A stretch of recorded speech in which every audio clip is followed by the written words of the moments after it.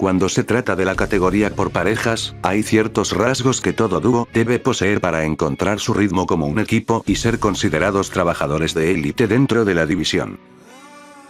Desde el trabajo en equipo, a una familiaridad entre sí y la capacidad de estar en sintonía con la forma de luchar de tu compañero siempre serán cualidades esenciales con las que cuando miramos hacia atrás, vemos que la muy imponente mayoría de los equipos más icónicos cumplen, y debido a estos requisitos es fácil suponer que para cumplirlos suele ser necesario la existencia de un vínculo amistoso entre los compañeros. Sin embargo, una buena química tras bastidores no siempre ha sido necesaria para un buen desenvolvimiento dentro del cuadrilátero, y por esto mismo aunque el sentido común podría dictar que los luchadores deben de llevarse bien con el fin de ser cohesivos, no siempre ha sido el caso.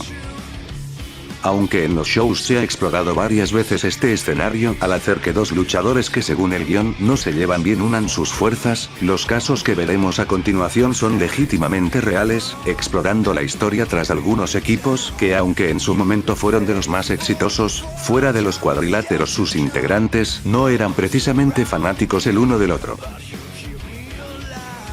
Les saluda una vez más Roadster 0112, y así, damos inicio a este video.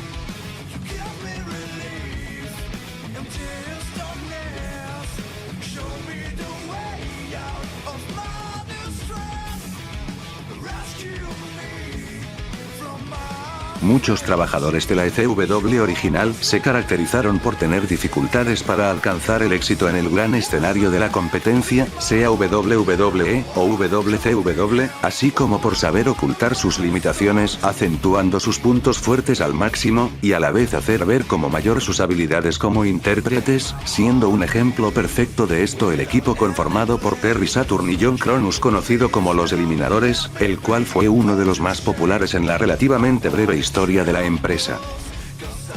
Si bien la ECW siempre será mejor recordada por su ambiente y revolución ultraviolenta en Estados Unidos, esta también fue el hogar de algunos de los más impresionantes combates por equipos de su momento, y junto a otras parejas como los Dudleys o los Pitbulls, los Eliminadores se convirtieron en pilares de la promoción extremista durante sus primeros años como tal. Saturn y Kronos se habían convertido en dos trabajadores que supieron cómo adecuarse el uno al otro y lograron establecer una buena combinación, lo que los convirtió en una fuerza casi imparable. Pero esto no logró evitar que tras bastidores, la animosidad entre ambos se fuese cociendo cada vez más. Según los registros, Saturn empezó a despreciar a Kronos, lo que incluso llevó a varias peleas entre ambos.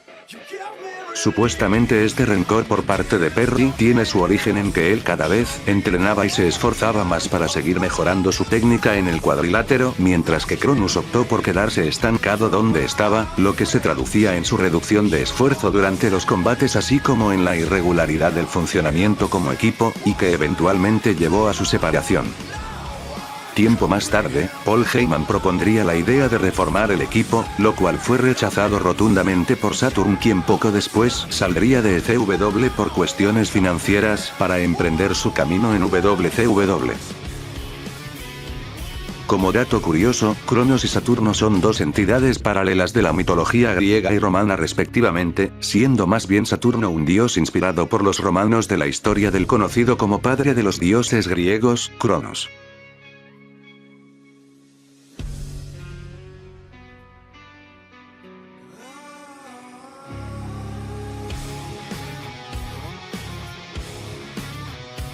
Hasta nuestros días uno de los ángulos recordados con más cariño por los fanáticos de la era dorada, así como uno de los más económicamente rentables de todos los tiempos, es la unión y el quiebre de los Mega Powers. Cuando Hulk Hogan y Randy Savage con la asesoría de Miss Elizabeth unieron fuerzas para ir en contra de la Fundación Hart, una de las más potentes alianzas de la lucha se formó. Desde hacía ya varios años Hogan había sido el número uno dentro de la WWF, pero para 1987 su popularidad rivalizaba con la de Randy Savage, la cual se había elevado de forma estrepitosa, y siendo ambos las dos figuras más fuertes del momento, su alianza solo podía apuntar hacia las nubes.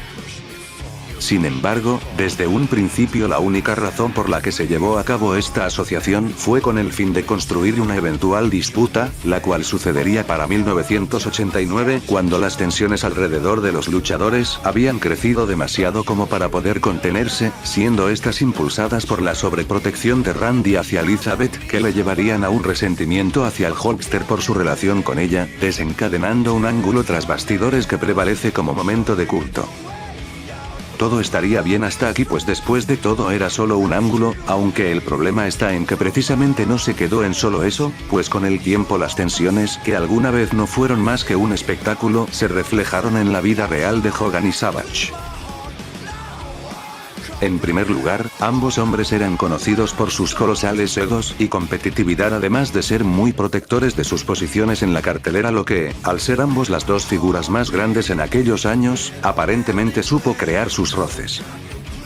Además de eso, Randy también se caracterizaba por unos celos salidos de control cuando se trataba de Elizabeth, a tal punto que, según se cuenta, tras bastidores esta debía permanecer en una habitación exclusiva para ella sin hacer contacto con el resto de trabajadores a petición de Savage, por lo que resulta obvio que cuando en 1992 la pareja empezó a pasar por problemas matrimoniales y Elizabeth buscara apoyo en Hulk Hogan y su familia, el Macho Man no se lo tomara muy bien, que digamos. A pesar de la mala sangre que por momentos se volvía más que palpable entre ambos, los hombres sabían dejar esos sentimientos personales de lado en ocasiones con tal de colaborar juntos en televisión, aunque incluso este profesionalismo se veía manchado por cosas como la canción de rap escrita por Randy y dirigida hacia Hogan, y aunque tanto Hulk como otras personalidades afirman que ambos luchadores lograron reparar sus relaciones, distintas fuentes también deslegitimizan este hecho, cuya realidad definitiva probablemente nunca sabremos tras la muerte del Macho Man.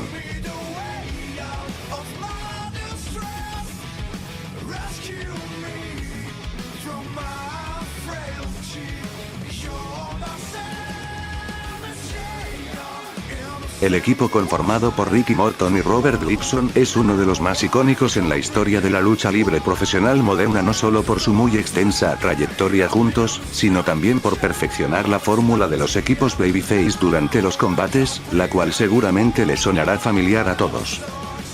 Esta consistía en que uno de los miembros, mayormente Morton, permanecía en el ring durante un largo periodo de tiempo recibiendo castigo por parte del equipo heel, para que eventualmente y tras un momentum sorpresivo, este lograra darle el relevo a Gibson, el cual entraría de forma enérgica atacando ferozmente a sus contrincantes, siendo esta una fórmula que nunca fallaba a la hora de sacar una reacción por parte del público, y siendo tan exitosa que aún al día de hoy se puede encontrar en casi todos los combates por relevos. Tanto por esto, como por sus muy extensos logros titulares en la industria, el Rock and Roll Express es considerado uno de los equipos más notorios en la historia de la lucha libre, brindando feudos que hoy se consideran de culto contra agrupaciones como el Expreso de Medianoche o los Cuatro Jinetes, y dejando una huella imborrable principalmente en la NWA. Pero así como son conocidos por su excelente trabajo juntos dentro del ring, ya son varios los luchadores que han hablado de ellos, resaltando su relación mutua como una asociación incómoda, e incluso como enemistad cuando el telón está abajo.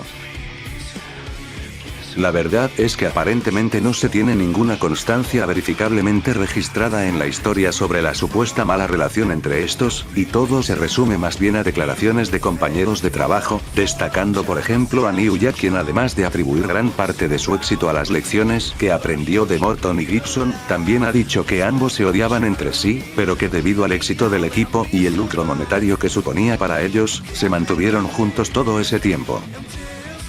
Si esto es cierto, es bueno destacar sobre todo la profesionalidad del dúo al ser capaces de dejar a un lado sus diferencias y mantener su asociación durante la mayor parte de sus 30 años de carrera, debido a que es por este tipo de compromiso y dedicación por lo que al día de hoy su emparejamiento se mantiene como uno de los más importantes de todos los tiempos.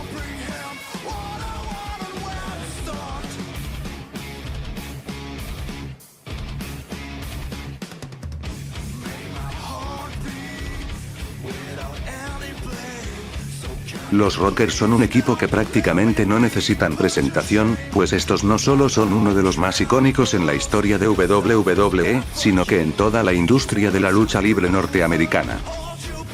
La agrupación conformada por Shawn Michaels y Marty Jannetty fue lo que, de forma casi poética, definió todo el camino individual de ambos luchadores durante el resto de sus carreras, rescatando el momento de su separación cuando Michaels le aplica una switching music a Jannetty y posteriormente lo tira de cara a un cristal, lo cual puede resultar hasta hilarante tomando en cuenta el camino que ambos seguirían a partir de aquí, además de ser la mayor representación del conocido gag de ser entre comillas, el Marty Jannetty del equipo, en referencia al integrante de menor importancia. Esto resulta en un calificativo tragicómico, debido principalmente a que cuando estaba lo suficientemente motivado, Marty sabía ponerse muy a la par del chico rompecorazones, aunque a menudo esto resultó ser insuficiente. Como los Rockers, ambos hombres son recordados por no iniciar su incursión de la mejor forma, pues en un principio se les consideró un plagio de los Rock and Roll Express, aunque rápidamente tras verse en disputas contra grandes figuras del momento tanto de NWA como de AWA, empezaron a ser reconocidos bajo su propia marca y, aunque su primer paso dentro de la entonces WWF no fue muy bueno que digamos, siendo ambos despedidos a las pocas semanas, al recibir una segunda oportunidad supieron centrarse en su trabajo y adaptarse al sistema, empezando a brindar lo que hoy se reconocen como combates de culto contra agrupaciones a la talla tanto de una fundación Hart, como de Tully Blanchard y Arn Anderson, y en definitiva convirtiéndose rápidamente en una de las principales atracciones del momento. Pero a pesar de su impecable química en el ring, cuando la luz del escenario era apagada la asociación entre ambos era tensa en el mejor de los casos. Las historias que documentan esto abundan, yendo desde discusiones que acababan con los luchadores indispuestos a siquiera dirigirse la palabra durante semanas, e incluso cosas más fuertes como sus disputas en 1992, las cuales incluso llevaron a un breve despido de Jannetty a causa de difamaciones de Shawn. Al final, y debido a distintos factores que van más allá de su enemistad, fue Shawn quien salió como el ventajoso, mientras a Marty le tocó sufrir una carrera llena de problemas a causa de sus demonios personales. Afortunadamente los alguna vez compañeros alcanzaron la reconciliación en los primeros años de este nuevo milenio, lo que los ha llevado a distintas apariciones juntos, e incluso a Shawn Michaels interviniendo como apoyo cuando Marty se ha visto perdiendo sus batallas en contra de sus adicciones.